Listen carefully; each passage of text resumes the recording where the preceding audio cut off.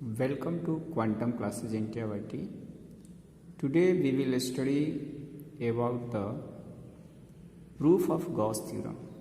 इसका प्रूफ क्या है? जैसे कि हम लोग पिछले वीडियो में इसका स्टेटमेंट पढ़े थे कि कोई भी अगर क्लोज्ड सरफेस होता है तो उसके अंदर जितने भी चार्जेस है उस चार्जेस की वजह से इस सरफेस के थ्रू जो नेट इलेक्ट्रिक फ्लक्स होता है वो फाई इक्वल टू 1/एप्सिलॉन times of the net charge होता है, यानी phi equal to Q by epsilon naught, जहाँ पर क्यू हम लोगों ने माना था कि ये नेट चार्ज है। यहाँ पर हम लोग इस थ्योरम को प्रूफ करने के लिए इसमें एक हम लोग क्लोज्ड सरफेस यहाँ पर ले लिए। इस क्लोज्ड सरफेस में एक पॉइंट चार्ज प्लस क्यू ले लिए हैं। अब इस प्लस क्यू चार्ज की वजह से इस क्लोज्ड सरफेस के किसी पॉइंट P पर, जो कि ये हमारा यहाँ पर स्मॉल एरिया है DA, इस स्मॉल एरिया DA का पर इस पर एक हम एरिया वेक्टर ड्रॉ करेंगे जो कि इलेक्ट्रिक फील्ड E के साथ थीटा डिग्री का एंगल बना रहा है। इलेक्ट्रिक फील्ड E की जो डायरेक्शन है, चूंकि यहाँ पर जो हम लोग चार्ज लिए हैं वो प्लस का है, इसलिए प्लस चार्ज के कारण जो इलेक्ट्रिक फील्ड की डायरेक्शन होती है वो इस पॉइंट से, जिस पॉइंट पर हमको इलेक्ट्रिक फील्ड फाइंड आउट करना है, इन दोनों को ज्वाइन करने वाली लाइन के लॉन्ग आउटवर्ड्स डायरेक्शन में होती है पॉजिटिव चार्ज की वजह से। अगर यही निगेटिव चार्ज होता तो ये इनवर्ड्स होता है। The direction of the electric field intensity due to the charge plus q at point P is along the direction of OP। OP के डायरेक्शन में दिखा दिया। यहाँ पर O से P तक की जो डिस्टेंस हम लोगों ने कंसीडर किया हुआ है, इसको मान लेते हैं कि ये स्मॉल r है। अब इसके चलते ये जो हमारे पास स्मॉल एरिया एलिमेंट DA है, इसके चलते O पर जो हमारा सॉलिड एंगल बन रहा है इसको d ओमेगा मान ले रहे हैं। अब हम लोग बात करते हैं कि इसको हम लोग प्रूफ कैसे करेंगे। तो यही जो बातें हमने बताया कि ये एक क्लोज्ड सरफेस है, इसमें Q पॉइंट चार्ज लिया गया है, इसके चलते हमको किसी पॉइंट P पर इलेक्ट्रिक फ्लक्स कितना पास करेगा उसको निकालना है। तो उसी को हम लोग लिख करके थोड़ा समझते हैं। let a point charge plus q is placed at point O inside the closed surface। ये क्लोज्ड सरफेस के अंदर रखा गया है, ये हम लोग मान लेते हैं। अब यहाँ पर इस सरफेस पे, क्लोज्ड सरफेस पर हम लोग किसी पॉइंट P पर स्मॉल एरिया एलिमेंट ले लेते हैं। Let DA be the small area element.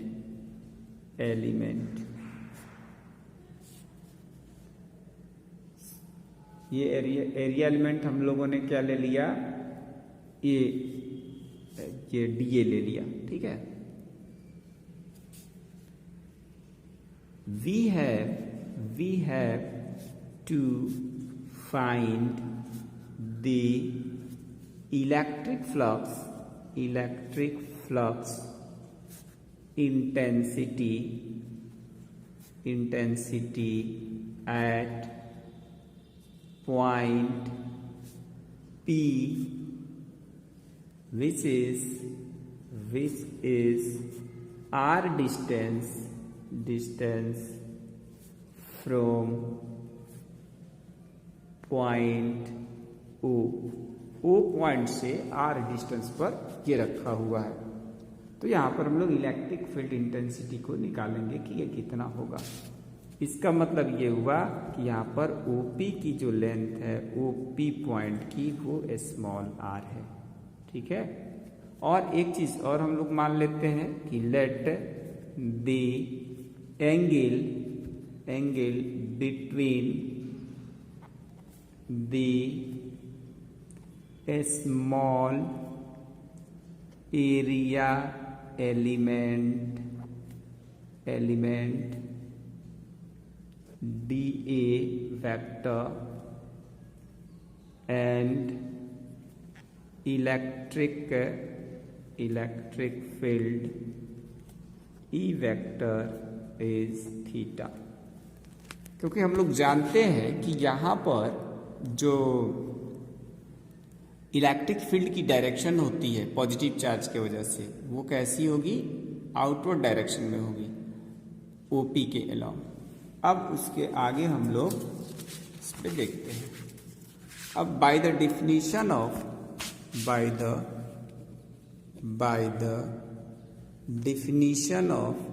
definition of electric flux के डिफिनीशन से क्या जानते हैं हम लोग, phi E, d phi E. जब हम लोग स्मॉल एरिया के चलते निकालेंगे तो उसको डी फाई ई लिखेंगे। तो d phi E equal to कितना आ जाएगा, चूंकि ये सरफेस हमारा क्लोज्ड है तो यहाँ पर हम लोग closed surface integral of E dot D A लिखेंगे, E dot D A vector लिखेंगे इसको। अब E dot D A vector तो हमने लिख लिया, लेकिन इसको लिखने के बाद क्या किया जाएगा, हम लोग को मालूम है कि ये E D A cos theta होता है। तो ये phi A equal to E D A cos theta आ गया। अब इसको हम लोग क्या करेंगे कि हम लोगों ने फॉर्मूला पढ़ा हुआ है। कौन सा फॉर्मूला पढ़े हैं हम लोग ये फॉर्मूला पढ़े, इसको इक्वेशन फर्स्ट अभी मान लेते हैं। हम लोग फॉर्मूला ये पढ़े हैं कि electric field intensity due to a point charge at r distance from that charge E equal to 1/4 pi epsilon naught q by r square। ये हम लोग फॉर्मूला पढ़े हुए हैं। इसको इक्वेशन सेकंड मान लेते हैं। अब इस इक्वेशन की वैल्यू, यहाँ से जो हम E की वैल्यू निकाले हैं, इसको इक्वेशन फर्स्ट में रख देते हैं। यहाँ लिखेंगे putting the value of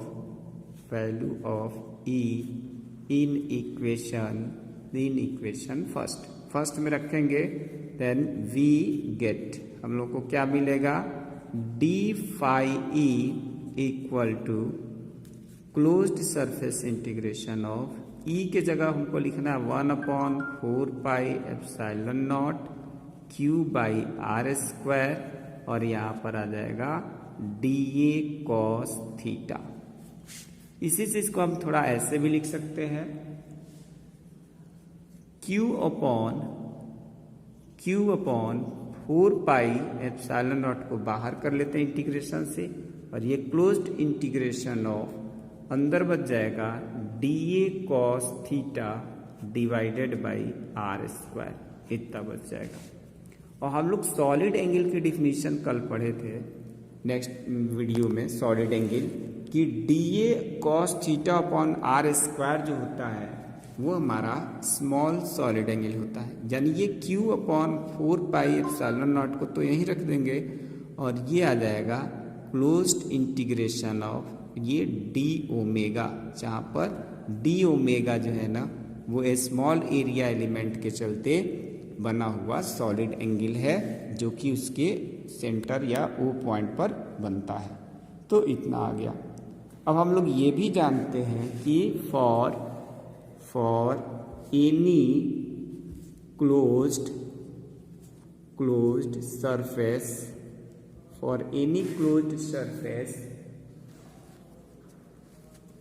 the total solid angle the total solid angle is 4 pi. Therefore, closed surface integral of d omega equal to 4 pi. ये 4 pi हो जाएगा। अब इसकी वैल्यू हम लोग कहाँ रख देंगे? ये हमारा इक्वेशन थर्ड, इसको मान रहे हैं इक्वेशन थर्ड, इसमें सब्स्टिट्यूट कर देंगे। तो यहाँ पे रखने पर अब पुटिंग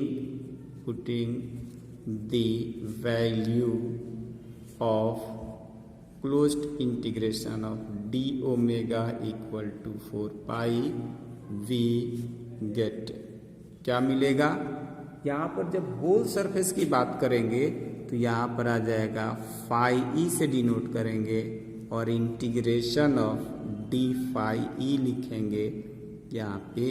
और ये जो होगा जब हम इधर फाई ई की वैल्यू सब रख लेंगे तो ये हमारे पास आ जाएगा टोटल। यहाँ पे इसको हम फाई लिखा, डी फाई लिख दिया और यहाँ पर जो वैल्यू लिखा हुआ था यहाँ लिख देते हैं, ये आ जाएगा Q upon 4 pi epsilon not.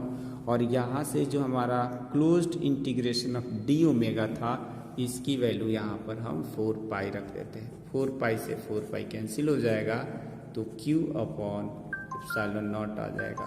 Phi E equal to Q upon 4 pi, phi equal to Q upon epsilon naught आ जाएगा। यही हमारा प्रूफ था। This is the proof of Gauss theorem. ये हमारा गॉस थ्योरम का प्रूफ है। गॉस थ्योरम का प्रूफ है। अब अगर हम मान लेते हैं let if any closed surface have charges q1, q2, q3, minus q4 dash qn, then